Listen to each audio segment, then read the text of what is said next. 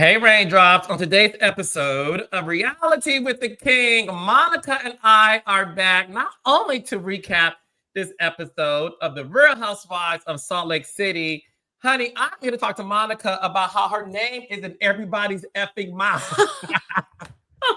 Monica, you are that girl. Oh, thanks, Carla. No, like, listen, it's been a BravoCon kind of a Yes. week. Um, a lot Yeah. has been happening.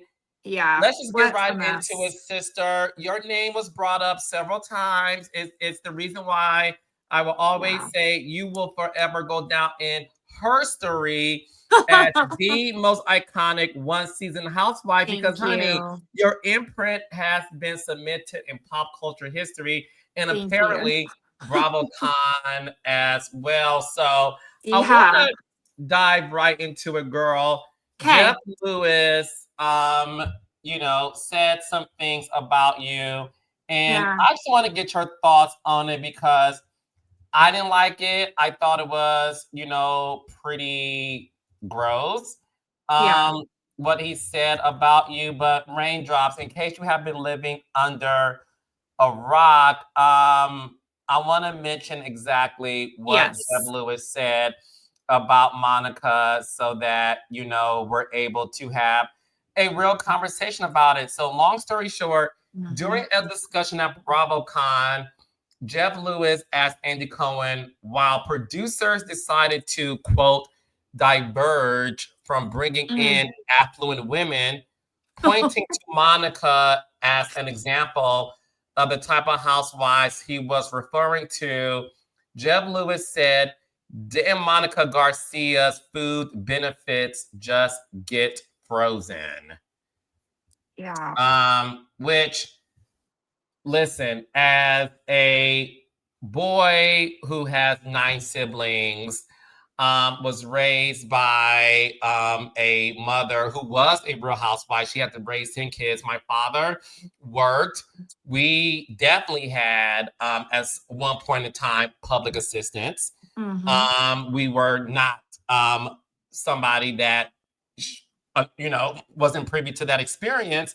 And a lot of the world is going through that. We are in a Yeah. recession. There was a government shutdown where SNAP benefits just weren't available to people. Yep. And look, I'm all for a good joke. And I will go on record saying, listen, I've said things before that I look back and say, okay, wasn't the right thing to say. But I feel like when it comes to Jeff Lewis and his commentary towards you, it always Yeah. seems to be at the expense of your livelihood. And I'm not Mhm. sure where that is coming from, but I have you here. And I just wanted to talk to you about that. Like, how did that make you feel hearing that?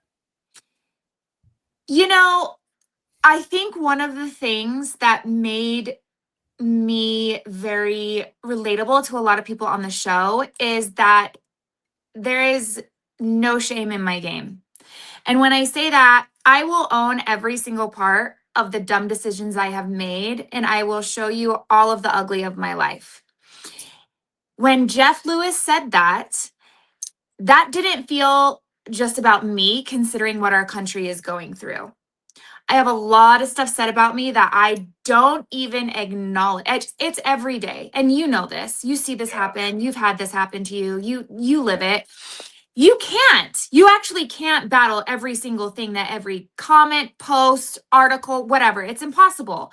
Yeah. But this one felt way bigger than me. This was bigger than me. There are so many families being affected by this right now that it was so beyond tacky and uncalled for. And I I almost felt like I was defending 19-year-old Monica in that moment Mm. because when I was 19 years old and got pregnant and had my baby girl, my oldest, I did have food stamps. And I did have assistance from the state, and thank God for it. That wasn't a benefit, that was a blessing. And it helped me and my daughter so much in that time. And to somehow use that as an insult, as a human being's value as a person or their possibility of success in the future is actually disgusting, because I could name just a couple celebrities like Cardi B and Eminem that have been very vocal about also having a need for that at one point in time in their life, who would absolutely blow Jeff Lewis' bank account away. So it really has nothing to do with what you bring to the table, who you are as a person, and your value as a human being on this earth, or does it dictate and determine who you're going to be in the future? I found that he apologized to Andy Cohen, making the situation even worse. Because in my personal opinion, that's the last person you should have apologized to. And the first being America. Like, apologize to all of the people that you just offended that are probably the ones sitting at home listening to your podcast, watching your freaking shows, and buying the tickets to BravoCon, or winning the tickets to BravoCon, or in the audience, or they have a family or friend or whoever affected by this. It's so tasteless, and it's hilarious to criticize me as a human being as you sit on the stage as a complete elitist and insult a country. So I don't care. Everyone's like, you need to apologize to Monica. I don't need shit from him. But I do think what he should have done is made a statement and just said, I am so sorry. I was trying to be shady towards a housewife. I took it too far. I apologize to all the people that are being affected. It's not, I don't know when we thought it was cool to make it funny and joke about people not being able to eat. So it was pretty wild, but I will say the response online did not disappoint, and people clocked it pretty quick.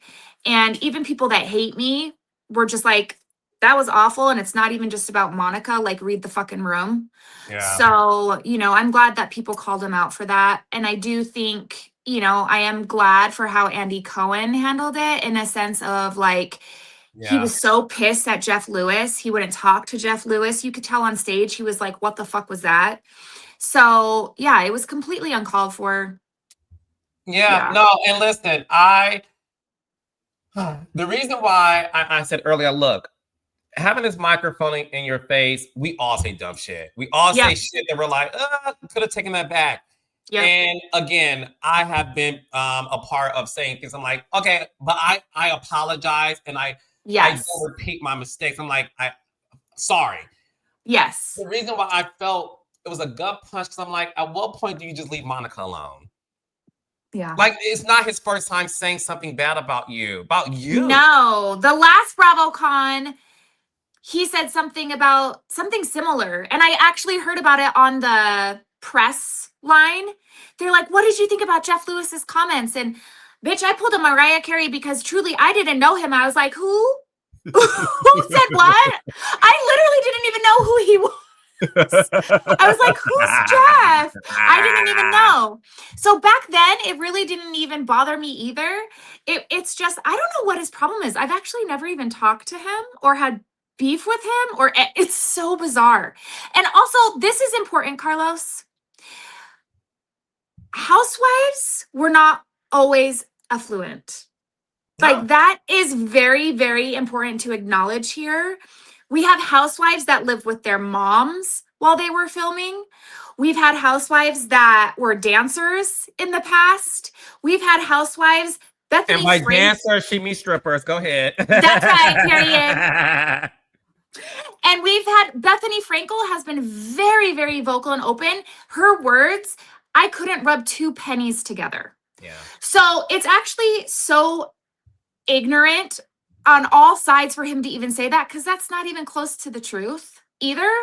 And that old school housewives, to be honest, honey, old school hits different, because they were on the stage at reunion in tunics and leggings, honey. Don't act like it's always been these huge ball gowns and these huge, no.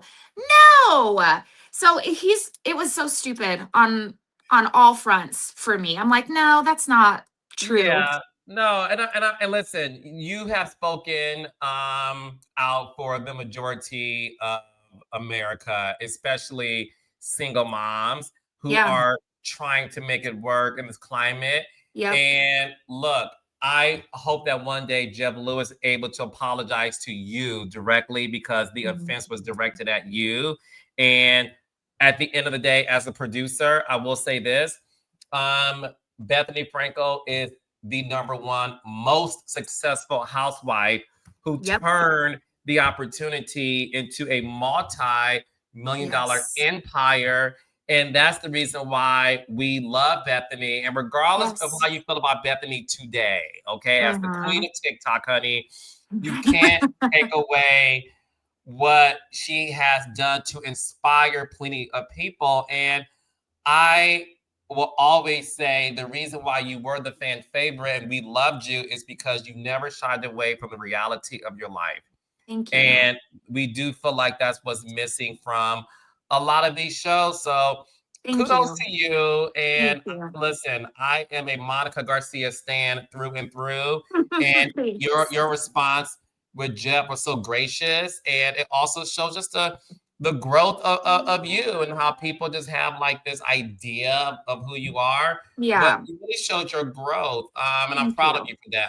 I need you to know I'm really proud of you for how you even handled something that we all just felt was like a gut punch to us and in our families and how we were raised. So thank you. You're welcome. Now, honey, on a maybe lighter note, honey. Also at BravoCon and Raindrops, we're going to get into the recap of Salt Lake City, so we're getting to that next. But it's been a busy couple days. We have a lot of stuff to cover. We do. If I miss anything, honey, stop me in my track. So, with that being said, also at BravoCon, there was a panel of the Real Housewives of Salt Lake City. God. I know.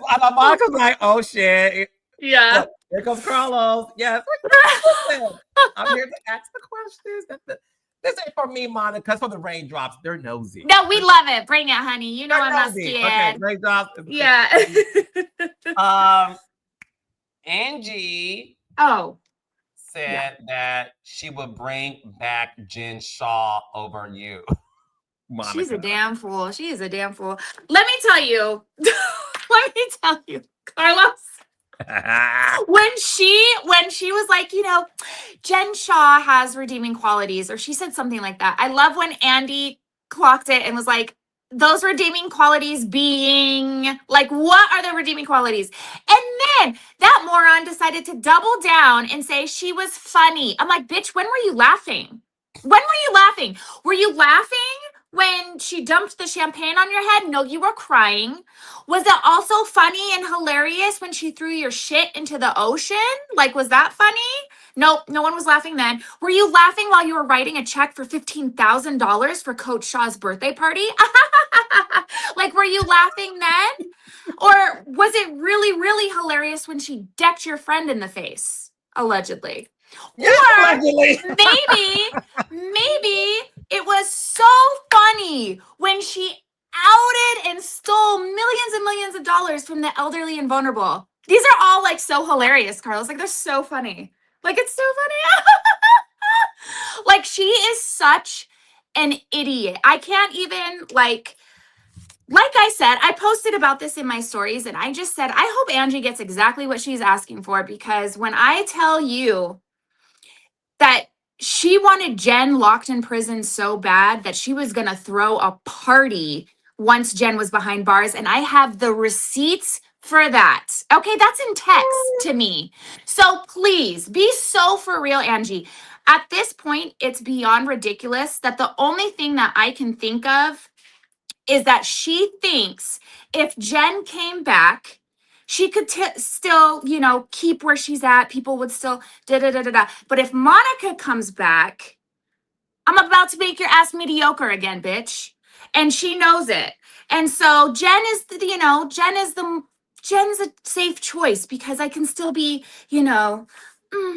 but Monica is a worthy opponent. And that's all I can think. That's all I can think, because right now, it makes no sense. It makes no sense. No sense whatsoever. Not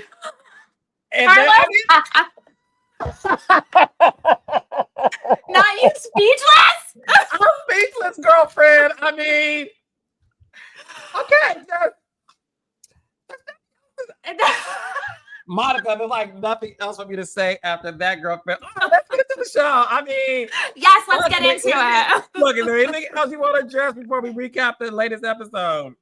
I'm just going to say if for whatever reason they do decide to bring Jen Shaw back, unfortunately for Angie, I don't care how much ass she thinks she needs to kiss until she's out to try and save her from the wrath that will be Jen coming for her. We will all be watching, and I hope, I'm going to bookmark this, and we'll see how many times she laughs when Jen's back and she's filming with her. We'll see how funny she is. Let's see. Since Angie thinks she's so funny, let's see how many times Angie's laughing while filming with Jen.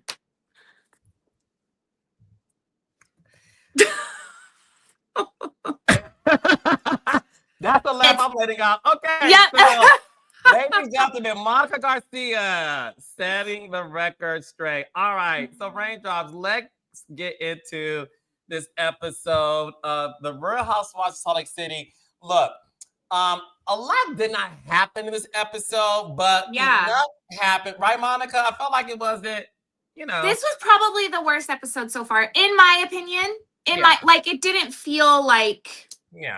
Yeah, it was kind of on the lower end for me. Yeah.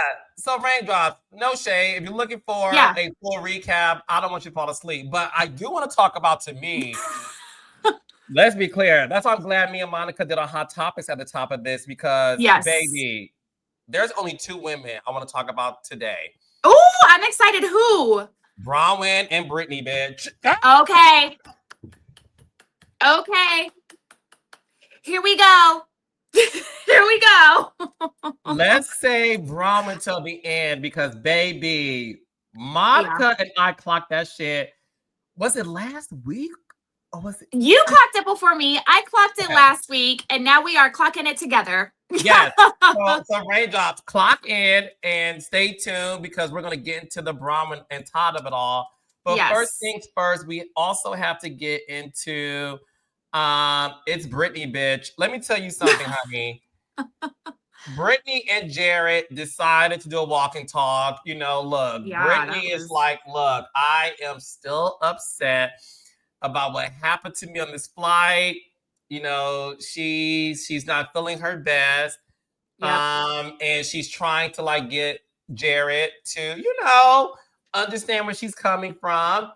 Jared surprised her by mentioning how she was flirting with the captain and other men on the boat. Yeah. And Brittany's like, now wait a second. And he clocked her again, baby, when he said for the last 2 years, she runs away every 5 seconds, and how he is looking for stability.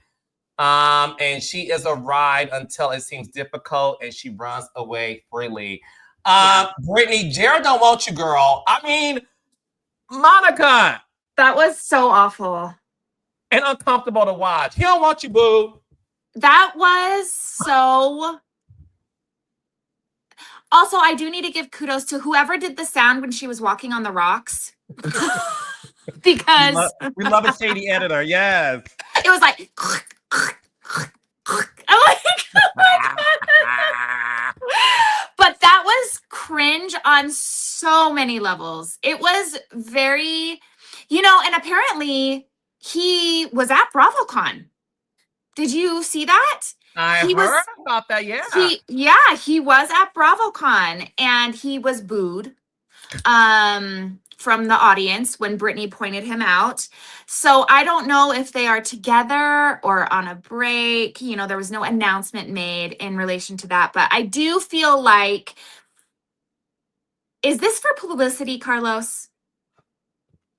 Is this for a story? What's happening here? Because I'm sorry, this is just beyond unbelievable at this point. I don't even know what's happening. And then for him to call her out and be like, how's that 30-day break going?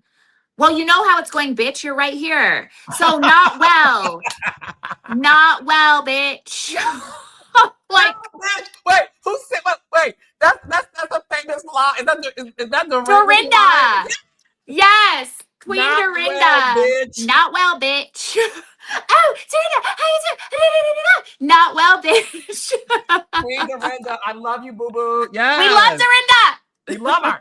Um, It was weird. It was so, and then he's like chasing her and he's like, this is what I mean. And it just felt a lot like mind games and manipulation. And it was all of the words, gaslighting. And like, it was just so bizarre. I did hop online to see other people's thoughts on this. Cause I'm like, okay, tell what is the me. view? And people are definitely more leaning towards what we're saying 100%. They are like, I am over this. This is weird. Enough with this storyline. What is happening? It feels very juvenile. No one knows what's going on. Wait, how many seasons has she been on? Two? Two. Two. That's Okay. it. So it's been 2 seasons then of this back and forth with Jared, where like literally in the season they're breaking up like 10 times each season, right?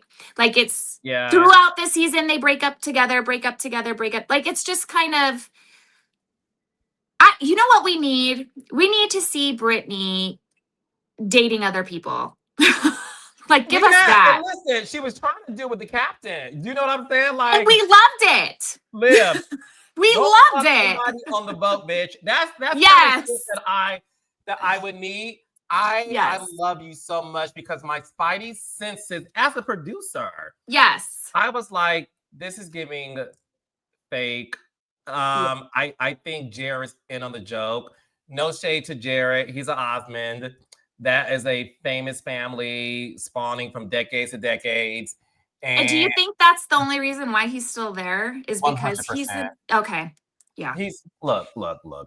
Yeah. Let's have a real conversation. Okay. Whitney wants to be a housewife, right? She wants Yes. a snowflake. And you know this, I know this, that you have to have more of a interesting personal storyline to get that coveted position. So why And does this Heather have one? bitch.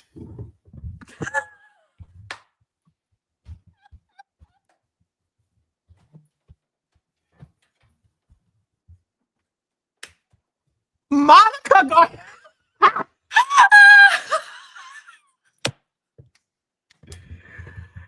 TikTok clock. You know it's true. You know it's true. Brittany may be giving us juvenile, but at least she's giving us something, honey. God. Listen, with points are made, you would never get anything else from me that disagrees with the baby. Wow, you gagged me, and I have no defense, Your Honor. Look, I rest my case to the jurors. Please deliberate to get back to us with a verdict. Look, I literally have nothing to say to you. Like that, you actually shocked me because Heather's storyline is, in the words of Phaedra and Nene going to Chateau Charade season 4, there's nothing there but dirt and grass. That's how I Thank look you. at Heather Gay's storyline. And it is, I mean, gosh, I'm gagging. You're right. Look, I will say this. Albeit fully produced, the Yeah. Jared and Brittany storyline, Yes. it is interesting. And I want to get your thoughts. Yes. There- Tell me. There's something about Brittany that I Mhm. find fascinating. Yeah. She and Brittany, I know you're watching because Monica, you know they all watch, right? Okay, and listen, Ow.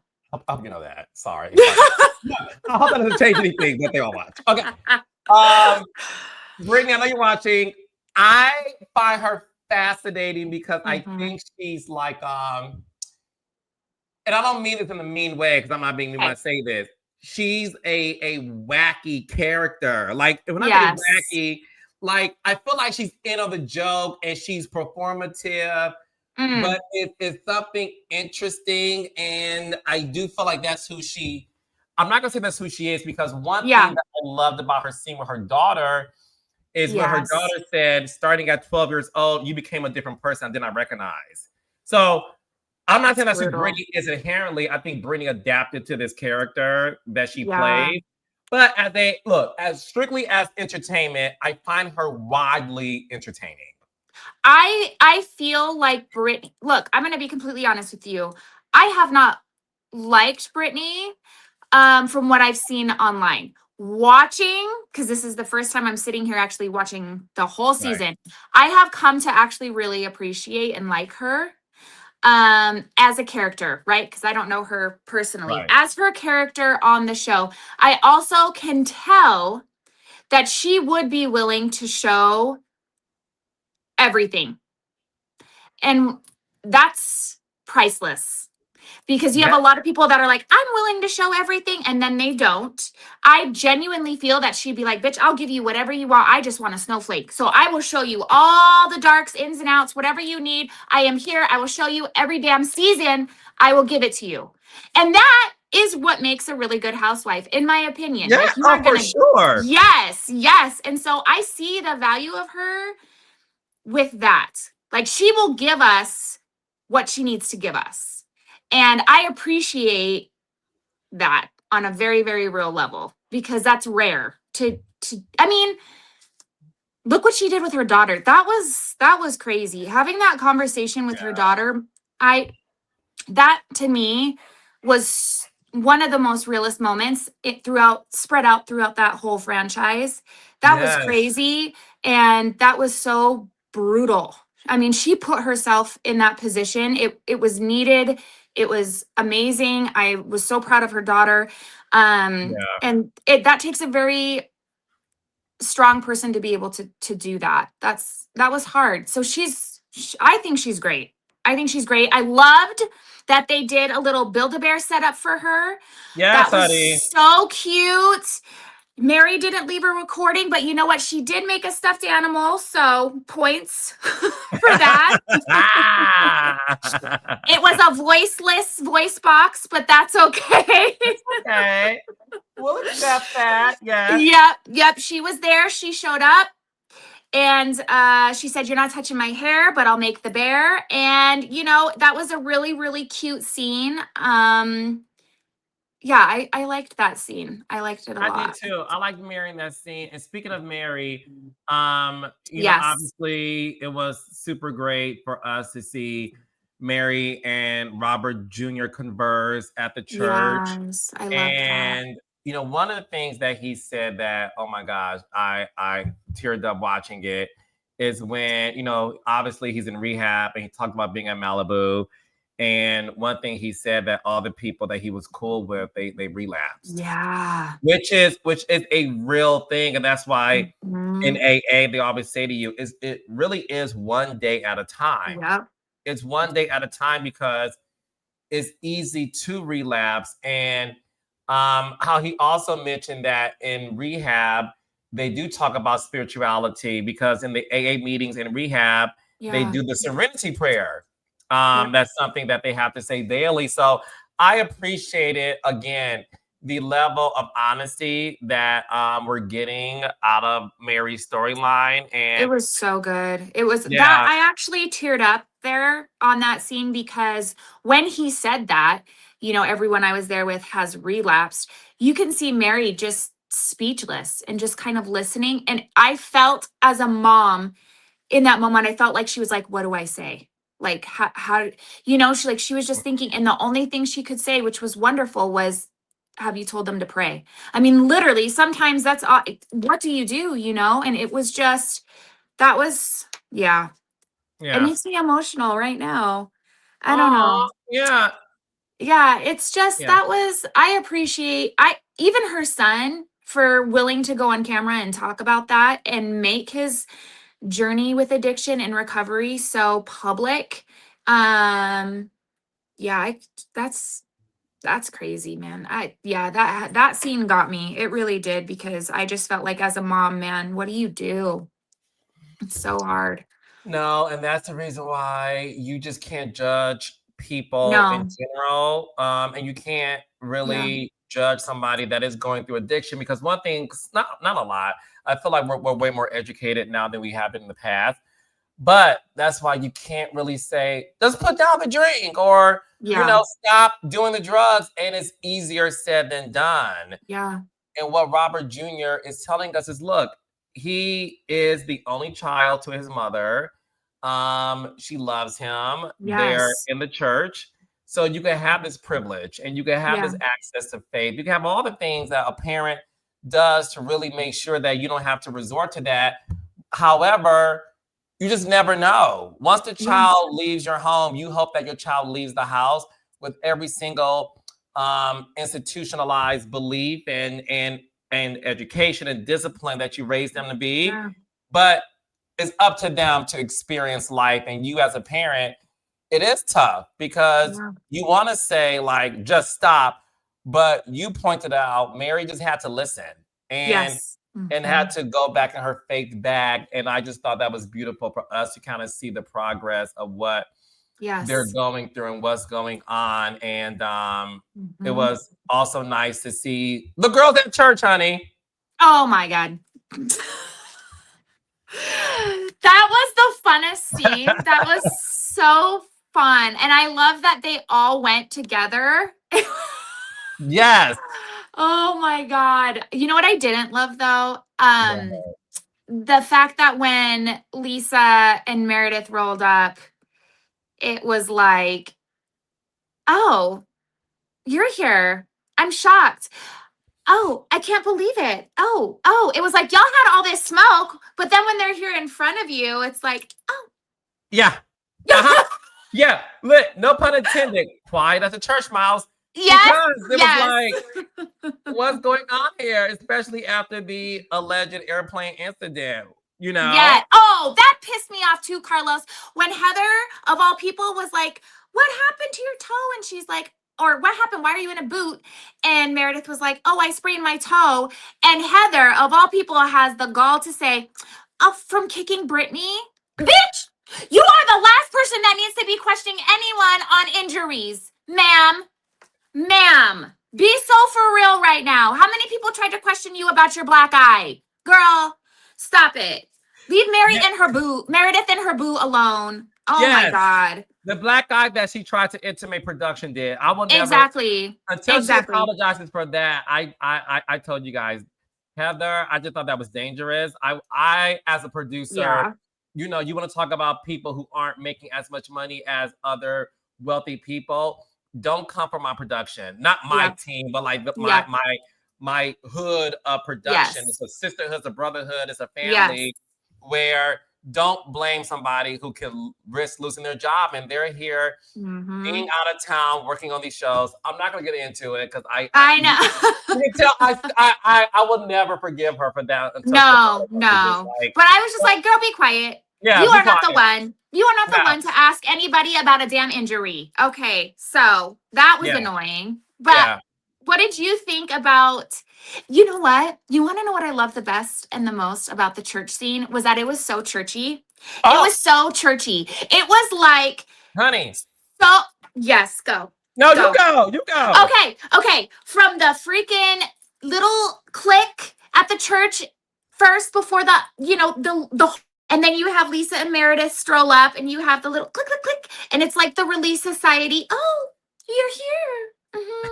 And then it's like you go inside and these ones go over here, these ones go over there. But oh, we're all friends. It's a group of friends. We're all friends. Oh, I loved it. I was like, this is so Mormon coded. I was like, this is exactly how it is. Y'all talk shit. They show up. You're mad about it. But we're in the Lord's church. Everyone love one another. But you go sit over there. I'm going to sit over here. You know, it was so good. It was so good. No, it was so indicative of like what really happens. And that's why, you know, I just love the backdrop because let me tell you something. That is how a Black church operate, Monica Garcia. Baby, a Black church, you are on your feet. You are dancing. You are worshiping the Lord. You got the Holy Ghost in you, baby. And to see like all of the, like you said, the elite people of Salt Lake City being like, oh, this is like, yes, baby. Welcome to the Church of God in Christ, honey, in Latter-day Saints. I just loved it because it just represented me growing up in a Black church and just how like, you know, inspiring it is and just how like it's filled with so much richness of like worship and you know you're on your feet and the music takes over you. Yeah, so I thought it was totally fun and it was so fun. I was glad that the world got a chance to see Mary in action. It was It was really cool. It actually did make me a little emotional because you could tell it was such a big deal for her. And also, I do want to give props to Mary for. I mean, that scene also just embodied. You never know what someone is going through. The fact that her son was supposed to be there, and he was getting in the car, and she was like, "You're high." No, and she still had to go. She still had to present. She still had to show up and be Mary. And meanwhile, her son was supposed to be there by her side. And man, yeah, you never know what someone's going through. But she's so strong for dealing with that and still clocking in. That's Yeah. real shit. That's real shit. It is. Mary, we love you. Yes. And it goes without saying, we're praying for you and Robert Jr. Yes. and especially for his recovery. Mhm. Okay, baby, shifting gears. We have to get into Bronwyn's world of her putting her husband on blast. It's so bad. that divorce can be finalized and my baby can walk away with $10 million. Let me tell you something, baby. Go off, Carlos. Go off. Bronwyn is playing chess, bitch. Let's have a real. Let me tell you something. Okay. I know all of you guys are watching possibly All's Fair on Hulu with Kim Kardashian, scripted drama show about a team of divorced lawyers who are women and they all dress fashionably and they deal with these high clientele. Baby, we are watching the spinoff called Bronwyn.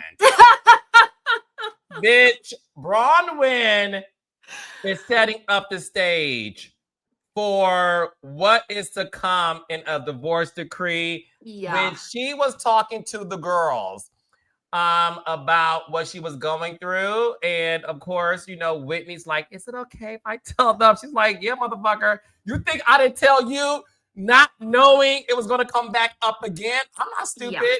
Let's talk about it. Because they noticed that she wasn't wearing her wedding ring. Let me tell you something. Bronwyn is smart.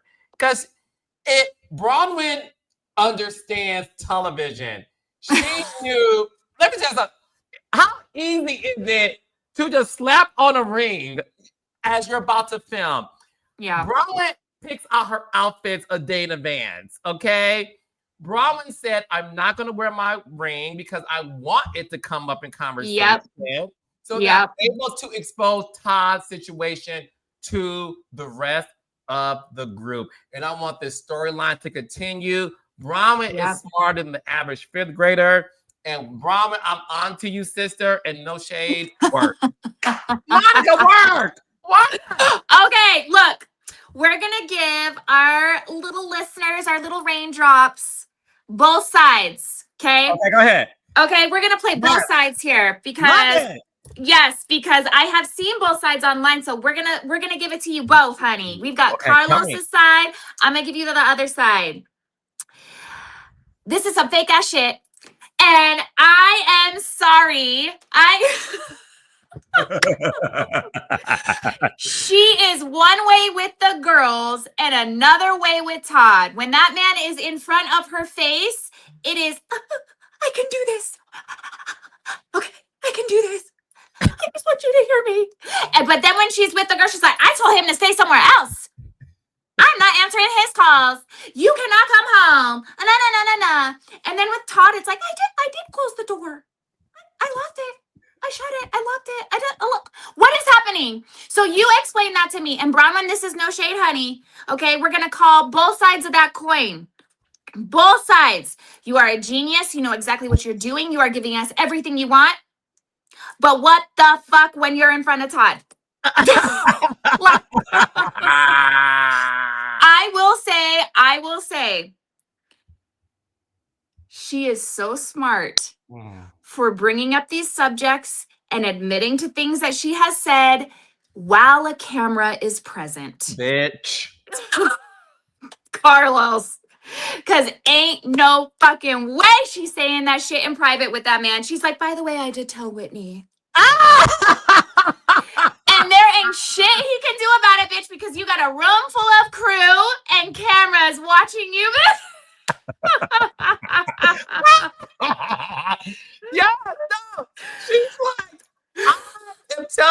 you and the world exactly how I feel.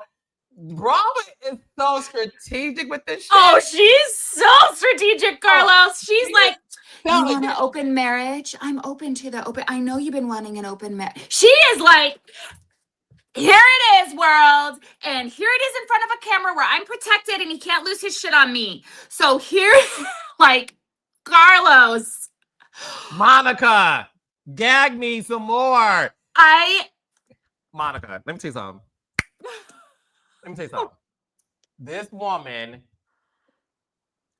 listen, I don't know too many wealthy men Yes. that has and Bronwyn, I love you. I'm only talking about this because it was brought up on the show. So Yes. and this is no shade. No, we are just kikiing, honey. We keep can, and I'm a Yeah. what? Bronwyn stand, bitch. Now let me tell you something else. I don't know too many wealthy men who are 10, 15, 20 plus years older than the woman they're about to marry that has a past where there's a mugshot or a legal situation and still proceeds, right, to say, I'm not going to sign a prenup. I'm not going to give you one. No. I don't know what Bronwyn did, but bitch, work, because what she is doing, when she brought up to the girls, because she's getting in front of it. In the end, because let's be clear, when they flash back to the fact that Todd was out the country on vacation. He's doing something, honey. With her and Gwen, her daughter. And Gwen, the daughter, caught him texting other women. Yeah. And then you had an affair. Now you're on a flight looking at other women. I think Bronwyn knows, like, look, it may come out that he's cheating. Like, look, I'm going to say this. Allegedly. Mm-hmm. I think Todd has slept with other women throughout their marriage. Allegedly. Mm-hmm. And I think Bronwyn turns a blind eye. She said, I'm going to get you on that infidelity clause, bitch. Period. That's what it is. And the reason why she is saying to the girls and to him, you want to open marriage, you want to experiment, is because she's trying to get in front of the story like, I have given you an out to stop cheating behind my back because I am willing to have an open marriage. I'm willing to experiment. I'm willing to choose women for you. But the one thing I need the raindrops, especially my female raindrops who are married to men, and especially men who are wealthy. When a wealthy married man cheats, it has nothing to do with sex. It has everything to do with power. And the reason why Todd doesn't want you to choose any woman or to even have a say is because it's a power move. He wants to be in control, because for some wealthy married men, being married, you relinquish control. Period. That. And let me tell you something else. Yes, just honey. To piggyback off that, this was the worst goddamn thing Todd ever did in his life, was get on this show. This is the worst decision he ever made. Ever. What type of businessman are you? Like, you need to sit up there and just be like, yo, I may need to figure out how I'm able to get out of this situation, because, bro, not only did my good sis Bronwyn marry you without a prenup, she also said, I'm doing a TV show and I'm going to expose things that we kept a secret for so many years. Honey. Dude, it is like we are watching. You know, apparently Andy Cohen said at BravoCon that this last episode was like one of his favorites in like the history of Housewives, which very much took me by surprise. And I'm wondering if it is solely because of the discussion between Bronwyn and Todd. Yeah. Because that was probably something that he sees. Look, putting your marriage on television like this, everyone says it's a curse, right? Yeah. You put your relationship out there, you're it's like, don't get married on reality television, da, da, da, da, da, da. You know, there's all these things. And he probably knows so much about the behind the scenes in these marriages with these housewives that having this conversation, he's like, if y'all only knew how much this shit really be happening all the damn time, like all these arrangements. And finally, we have a housewife coming out here and being so open with, let's have an arrangement. Let me pick the woman. Let me, you know, it is very, very, I don't think I've ever seen this in housewives. Have you ever seen a housewife have a conversation with her husband like this? Not to the point where, okay, so we've seen conversations where, you know, they talked about infidelity, right? Yes. But not to the degree of, I'm still married to you and I'm willing to accept an open marriage if that's what you want. It hasn't been something to where they're continuously getting caught doing something. So the idea, because look, and this is why I'm like, Bronwyn, I'm on to you, not in some shady way, but like, bitch, we recognize game. Right. You did not have to tell us that you got a DM from somebody on his flight who saw him looking at other women on his phone. Yeah. That wasn't on camera. It did not come from Whitney or Brittany or Lisa. That came out of your mouth. We didn't have to know that.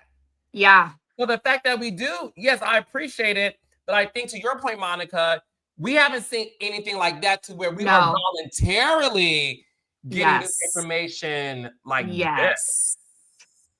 This is like, this is new. And I think that's why Andy was like, yes, because this is some real shit that I mean, she is airing the dirty laundry in front of him without him even knowing I'm about to air our dirty laundry. And I'm also going to do it in a space where you can't say shit because you're not going to in front of all the cameras. Like, there's so many levels that are happening here that it's just like, wow. And then the sneak peek for next week had my jaw on the floor when the mom was like, I think Todd's going to leave you. And Bronwyn's like, don't tempt me with a good time. I was like,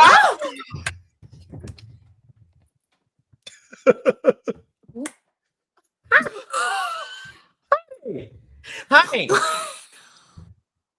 Todd wasn't at BravoCon. Not that he was supposed to be.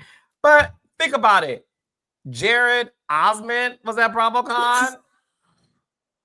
Yeah, Justin was there. John Barlow was there. Seth was there. Who else is on? Angie. Sean wasn't there, I don't think. I didn't see Sean, but look, Todd didn't show up. I wouldn't show up either, bitch. No, I am not. If I'm Todd, I'm not showing up either. I'm not going to be there. If I'm in a room full of women who are married watching this show, they're booing me on sight. On sight.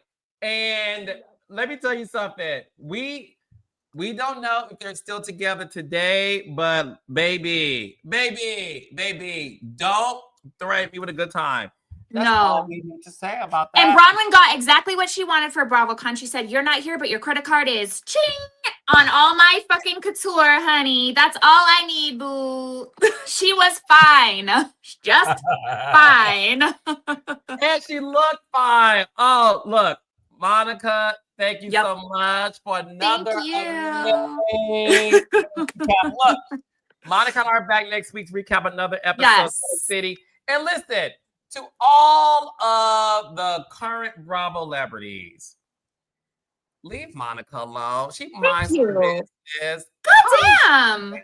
Like, she's good in the hood. So, like, leave her alone. But we will be talking about the show because that's what we're here to do. But I love you, Monica. Thank you. And I'll see you.